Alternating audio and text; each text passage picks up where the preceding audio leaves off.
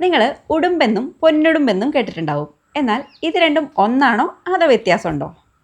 തീർച്ചയായിട്ടും ഈ രണ്ട് പേരുകളും ഒരു അനിമലിനെ തന്നെയാണ് നമ്മൾ വിളിക്കുന്നത്. നമ്മുടെ കേരളത്തിൽ ആകെ ബംഗാൾ മോണിറ്റർ ലിസാർഡ് എന്ന ഉടുമ്പ് മാത്രമേ ഉള്ളൂ.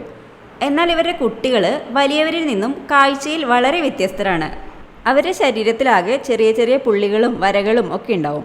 ഈ കുട്ടികളെയാണ് നമ്മൾ പൊന്നുടുമ്പ് എന്ന് വിളിക്കുന്നത്. ഒരു പ്രായം കഴിഞ്ഞ് കഴിഞ്ഞാൽ ഇവരുടെ ശരീരത്തിൽ നിന്നും ഈ പുള്ളികളും വരകളും ഒക്കെ മാറി വലിയ ഉടുമ്പുകളുടെ രൂപത്തിലേക്ക് ഇവർ മാറും. അതുകൊണ്ട് തന്നെയാണ് ഒരു നിശ്ചിത വലിപ്പത്തിനപ്പുറത്തേക്ക് ഈ പൊന്നുടുമ്പുകളെ നമുക്ക് കാണാൻ കിട്ടാത്തതും. മരങ്ങളിലും പാറകളിലും ഒക്കെ എളുപ്പത്തിൽ പിടിച്ചു കയറാൻ കഴിവുള്ള ഇവരുടെ പ്രധാന ഭക്ഷണങ്ങൾ പക്ഷികളും മുട്ടകളും എലികളും ചെറിയ ചെറിയ ജീവികളുമൊക്കെയാണ്.